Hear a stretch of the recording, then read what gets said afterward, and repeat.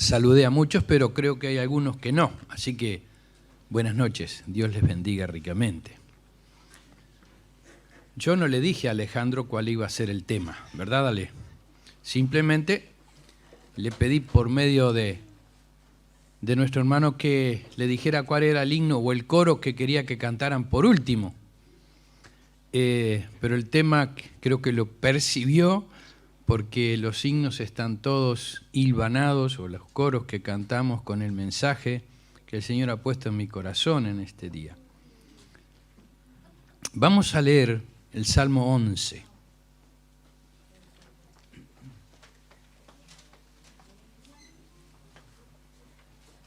Salmo 11. Y si bien yo no estilo el leer ninguna otra versión que no es la del 60, hoy voy a hacerlo con la versión moderna porque tiene una pequeña cosa que me gustó más para entender mejor las palabras de David. Dice entonces el Salmo 11, versión moderna: En Jehová he confiado. ¿Cómo pues decís a mi alma que escape cual avecilla a vuestro monte? Porque he aquí los malignos han entensado el arco, tienen apercibidas sus flechas sobre la cuerda, para asaetear en oculto a los rectos de corazón. Pues que los fundamentos del orden se desmoronan, el justo, ¿qué ha efectuado? Jehová está en su santo templo. Jehová tiene en el cielo su trono. Sus ojos ven. Sus párpados prueban a los hijos de los hombres. Jehová prueba al justo, pero en cuanto al maligno y al que ama la rapiña, su alma le aborrece. Sobre los malos lloverá lazos, fuego y azufre, y horrible tempestad. Tal será la porción de su copa. Porque justo es Jehová, y ama la justicia. El hombre recto mirará su rostro. Hasta aquí la palabra del Señor. Dice la introducción al músico principal Salmo de David.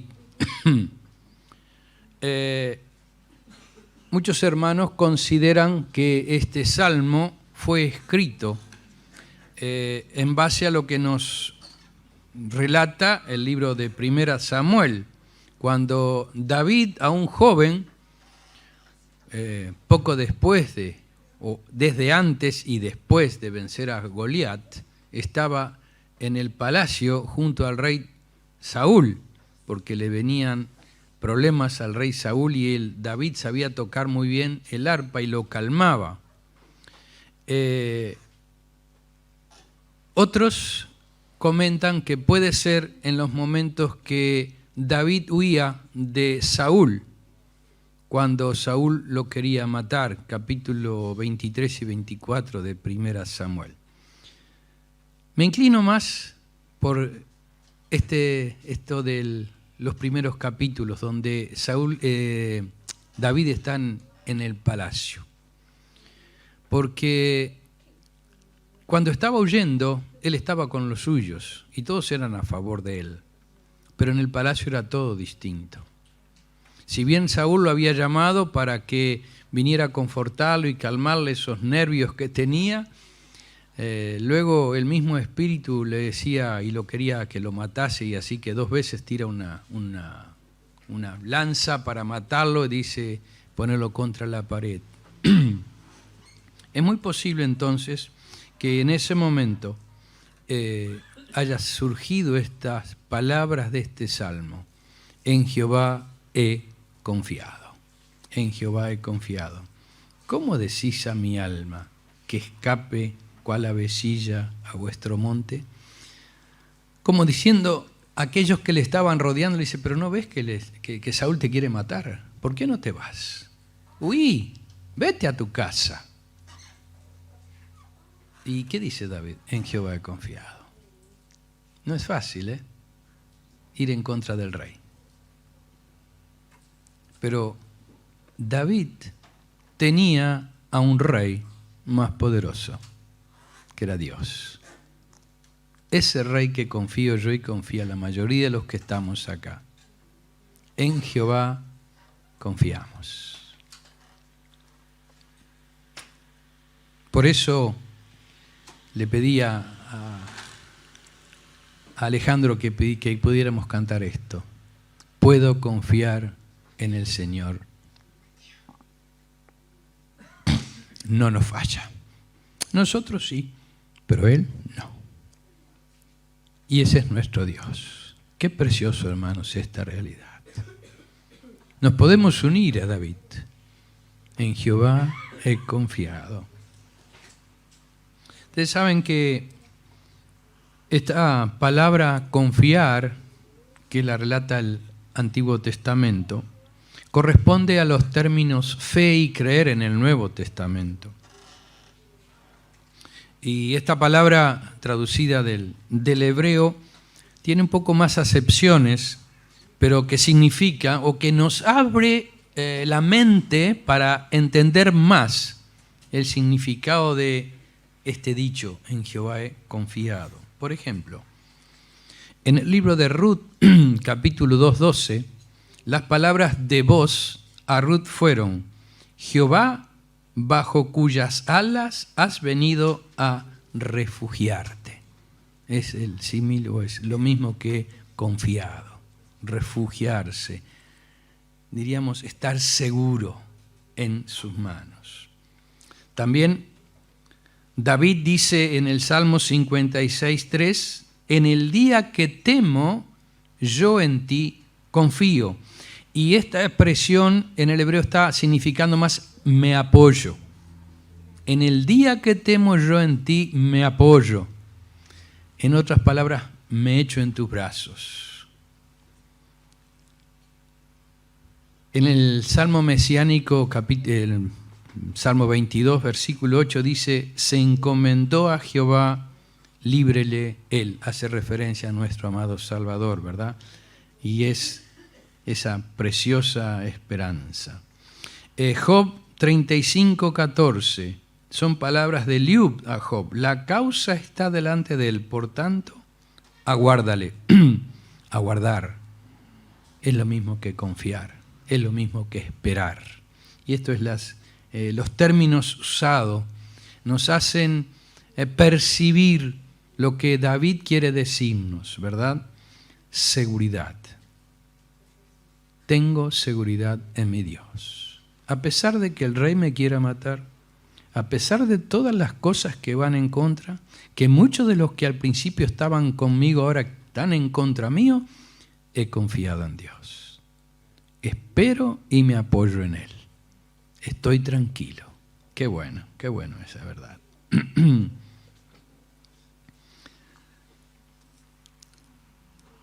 Podríamos pensar que David decía, no tengo necesidad de huir, porque el Señor me protege. Y esta expresión no es una expresión eventual o del momento, o para quedar bien, diríamos, en la Escritura, sino que podemos recordar que las palabras que David le dice al rey Saúl cuando se presenta, diciéndole, yo voy a ir a pelear contra Goliat, cuando estaban los dos ejércitos, el de Israel y el de los filisteos, encontrándose, y aquel hombre alto, grande, aquel paladín, como nos dice la Escritura, se presentaba y decía que si alguno viniera a pelear a él, que venciere, el ejército vencería. Las palabras de David cuando se presenta ante Saúl le dice así, no desmaye el corazón de ninguno a causa de él, del filisteo. Tu siervo irá y peleará contra este filisteo. Y un poquito más adelante agrega, Jehová, que me ha librado de las garras del león y de las garras del oso, él también me librará de la mano de este filisteo. Y ese Dios en quien confiaba David fue el que guió la piedra para que el único lugar donde podía pegar, que no estuviera cubierto de aquel filisteo, pegara, que era el pedacito acá de la frente. allí fue la piedra de aquella onda que David tiró, confiando en el Señor. Y el gigante dice que cayó. Y David corrió prestamente, le tomó la espada de él y le cortó la cabeza. Porque David, la única arma que llevaba era una honda y 5 piedras lisas del arroyo. Podríamos tener un mensaje como lo hemos tenido de esas 5 piedras lisas, pero hoy no corresponde eso. Ahora, mis queridos, la palabra de Dios es para nuestra enseñanza. No es simplemente para pensar que tenemos un pasaje para mirarlo y decir, qué lindo pasaje, qué bueno, sino porque la palabra está enviada para mostrarnos y para enseñarnos realidades. Porque quizás lleguemos o estemos pasando por momentos difíciles como David. Yo había puesto en mis escritos con el coro que empezamos, cuando todo te parece oscuro, cuando difícil es decidir. Ahí tenemos que confiar en Dios. Y quizás pasamos o estemos pasando en momentos difíciles, momentos que son oscuros en nuestra vida. Y ahí está la fe. En Jehová he confiado, en Dios está puesta mi esperanza. De Dios espero su apoyo, su cuidado y su bendición, porque el Dios de David es nuestro Dios. Ahora, cuando nosotros comenzamos a mirar un poquito alrededor de lo que le sucedía a David y de las palabras que las personas le decían a David, hay cosas interesantes. Le dicen, escapa al monte. El salmista agrega, por eso me gustaba la versión revisada, a vuestro monte. A vuestro monte. ¿Y qué había allí en el oculto? Por lo que nos dice este salmo, había arqueros con sus saetas prontas. Estaban aquellos que querían pronto asaetear a David. Y David, si hubiera hecho caso de ir al monte, en sentido figurado, seguramente vendría mirando hacia atrás, quienes le perseguían, y no mirando hacia adentro del monte lo que habría, que allí estaban los que querían su vida, porque el peligro estaba adentro. Ahora yo veo una enseñanza muy linda para nosotros, hermanos, acá. Permiso.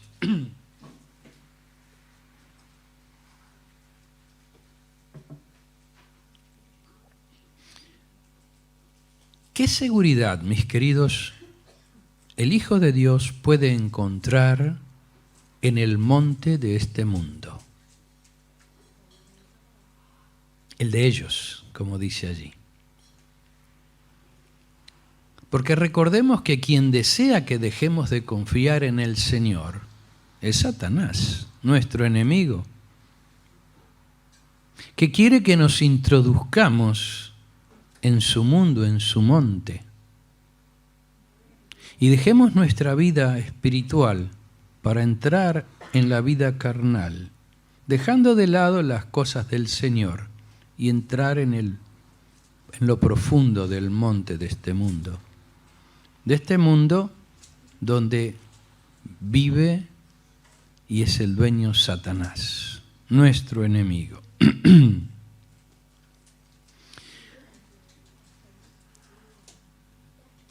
Las palabras que David emplea nos hace pensar en esta realidad que está advertidas en las Escrituras. Estamos, mis queridos, en tiempos muy peligrosos. El enemigo está pronto para saetearnos, para hacernos daño, sobre todo en nuestra fe y en nuestra esperanza, para que decaiga nuestra fe, para que decaiga nuestra esperanza y nuestro compromiso con nuestro Señor. Y agrega David estas palabras que nos hace pensar. Fíjense en el versículo 3. Si fueren destruidos los fundamentos, ¿qué ha de hacer el justo? Y la versión moderna decía, pues que los fundamentos del orden se desmoronan. El justo, ¿qué ha efectuado? Por eso decíamos que los tiempos son peligrosos. Los fundamentos de esta humanidad se derrumban. David veía que todo se venía abajo, que ya no tenía la tranquilidad que tenía antes, ya no tenía la seguridad, lo querían destruir, y quien calmaba su música lo quería matar.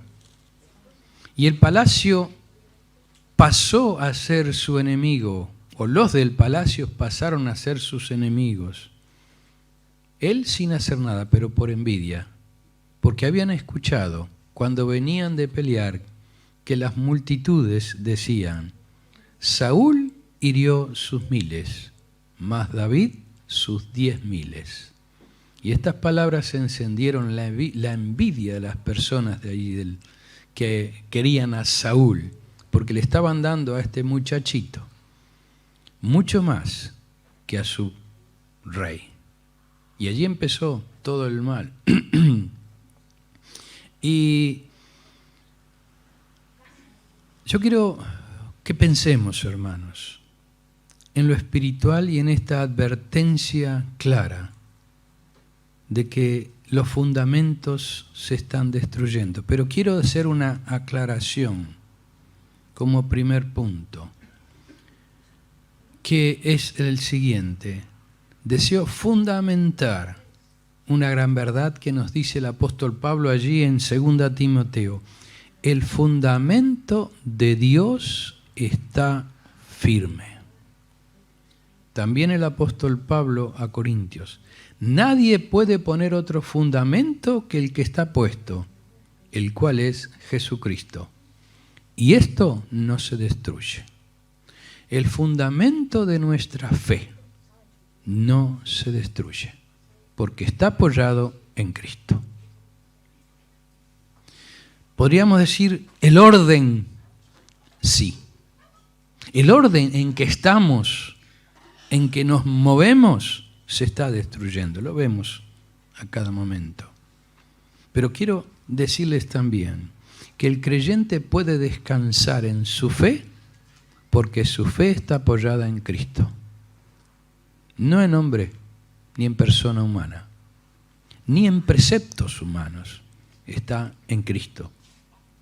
Ahora, es una realidad que el orden de esta humanidad se está desmoronando. Tanta cosa que se desmorona. Y aún en la Biblia nosotros tenemos aquellos escritos donde se nos muestran que en aquellos tiempos también deben clamar a Dios, porque veían a su alrededor aquellos profetas e hijos de Dios cómo se iba desmoronando la fe de las personas. Yo tenía apuntado acá lo que Esdras dice, ¿verdad?, con respecto a cuando viene a reparar el templo y a dedicarlo al Señor. Primero habla de cómo estaban ellos y dicen que se habían apartado de las inmundicias de las gentes de la tierra para buscar a Jehová, Dios de Israel.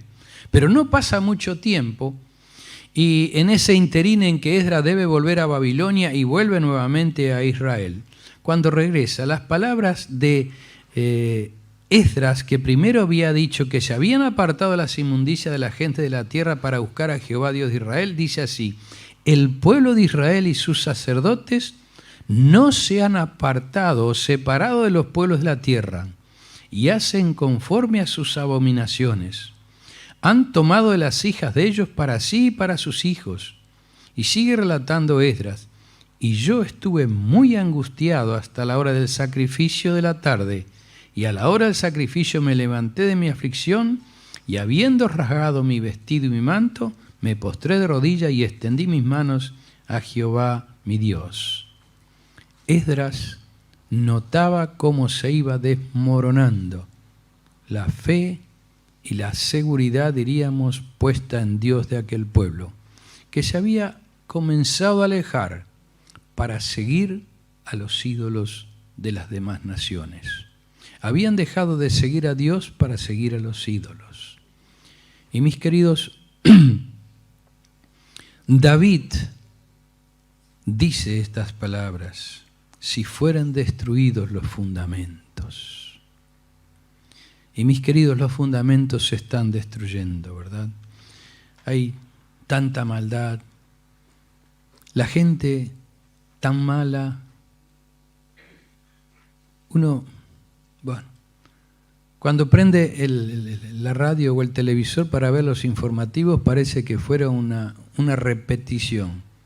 Muertes, homicidios, asesinatos, peleas, accidentes, todo mal. Porque los fundamentos de esta humanidad se están destruyendo. Porque quien lo gobierna es Satanás. Y él desea el mal de las gentes. Él desea el mal de las gentes. Pero pienso también no vamos a entrar a la lectura de ello, en Daniel. En el capítulo 9 del libro de Daniel, allí Daniel hace una oración confesando cómo su pueblo se había apartado de Dios. Y le duele en su corazón cómo lo había hecho. El mismo Nehemías, en el capítulo 1, 5 al 11, cuando vienen a contarle cómo está el pueblo de Israel, ora, porque lo que le contaron aquellos que habían venido a Israel le decían que estaban muy mal las cosas, porque se habían apartado de Dios. Jeremías llora sobre el pueblo rebelde que se había apartado de Dios. Estos son solamente algunos ejemplos. Por eso, hermanos, creo que debemos de meditar con detención las Escrituras, ver, cotejar, mirar su palabra con humildad, doblar nuestras rodillas pidiendo sabiduría a nuestro Dios. Pienso en este ejemplo que también nos deja una enseñanza de aquel hogar de Betania. Llega el Señor, allí están las dos hermanas, ¿verdad? La una, Marta, con su laboriosidad, sirviendo al Señor. La otra, María, a los pies del Señor, escuchándole. Ambas hacían las cosas ante el Señor, pero la aprobación fue para María, porque había escogido la buena parte. Y yo pensaba, mis hermanos, podemos hacer mucho, movernos mucho, querer servir mucho, pero de pronto sin escuchar lo que el Señor nos dice. Ahora, cuando estamos y vivimos cerca del Señor y le escuchamos, vamos a honrarle, vamos a servirle y vamos a disfrutar del servicio que estamos haciendo para Él. Creo que debemos todos orar, debemos humillarnos y confesar nuestras debilidades. Abrir nuestro corazón al Señor y decirle: no soy David, estoy lejos de David, pero sí tú eres el mismo Dios. Tú eres el mismo Señor. Tú eres el que tienes el mismo poder, el dueño de la humanidad, el dueño del mundo. Sabemos y debemos de estar atentos, mis queridos, porque este mundo quiere socavar nuestra fe, quiere hacer daño a nuestros fundamentos para que nos apartemos de Él. Yo pensaba, a veces se nos dice, no, lo que pasa es que ustedes están pensando en cosas de viejos solamente, ¿verdad? Y no es tan así, porque si uno mira los avances en la actualidad, ¿qué hay? Dan tristeza. Y lo peor es que entran muchos de estos pensamientos en los creyentes, en los hijos de Dios. Y verdades conceptuales que por mucho tiempo fueron firmes, hoy se están dejando de lado y están cayendo. Pero el fundamento de la verdad, que es Cristo, está firme. Y esto es precioso, ¿verdad? Por eso David exclama: Jehová está en su santo templo. Él está allí. Este mundo se degrada. Hay maldad. A veces hay cosas que no las podemos comprender ni aceptar. aunque el mundo la acepte, pero nosotros no podemos aceptarlas. Y nos duele ver cómo el mundo corre tras todo esto. Pero Jehová está en su santo templo. El Salmo 33, 13 al 15, desde los cielos miró Jehová.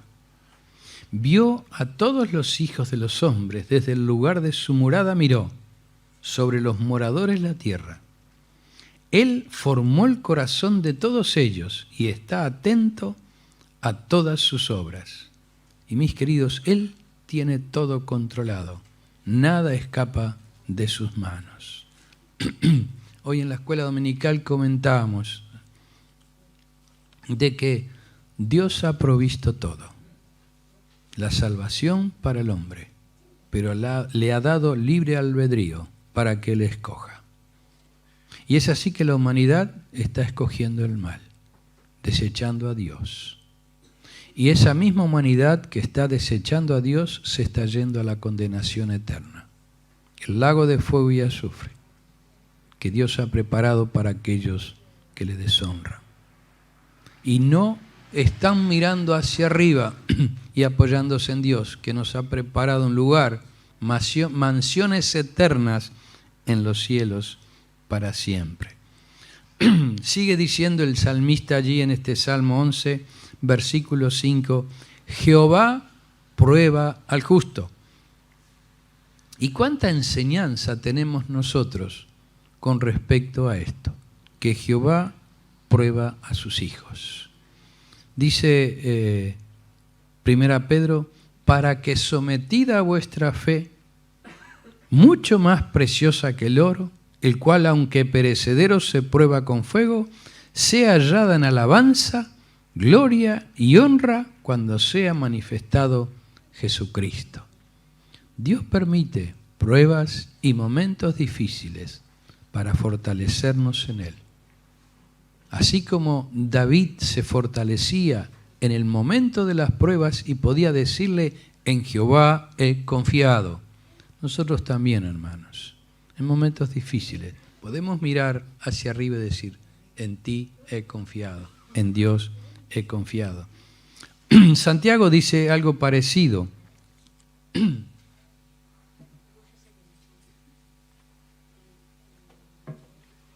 Dice así, bienaventurado el varón que soporta la tentación, porque cuando haya resistido la prueba, recibirá la corona de vida que Dios ha prometido a todos los que le aman. Todos o toda la profesión de fe es probada por Dios. Si tú dices que tienes fe, Dios te va a probar para que no te apoyes en tu confianza. Porque si no, si yo soy un tipo de fe. Y Dios te va a probar para que veas que la fe no está en ti, sino está depositada en Dios. Esa es la que sirve.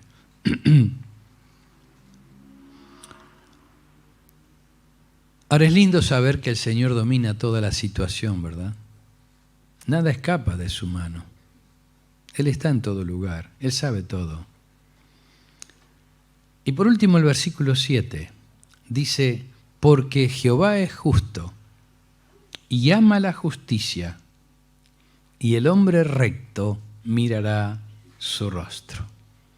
Disfrutaba cuando terminaba de leer este salmo, mis queridos. Y leía estas palabras, mirarán su rostro. El hombre recto mirará su rostro. Qué linda, qué preciosa esperanza tenemos los hijos de Dios. Porque Él nos ha prometido a todos aquellos que un día hemos creído en Cristo, que vendrá a buscarnos para llevarnos a su presencia a los cielos. Y allí le veremos a Él como Él es. Y dice las Escrituras, conoceremos cómo hemos sido conocidos. No con este cuerpo de imperfección, sino que perfectos podremos mirar al Dios Santo y a Cristo su Hijo, quien dio su vida por nosotros en la cruz. Y como nos enseña las Escrituras, y allí estaremos para siempre con el Señor. con ese en quien David confiaba, con ese en el que yo y tú, hermano y hermana, podemos confiar tranquilamente, porque Él nos ama, Él nos cuida, Él nos bendice. Por eso, apóyate en Él, apoyémonos en el Señor, confiemos tranquilamente en lo que Él es.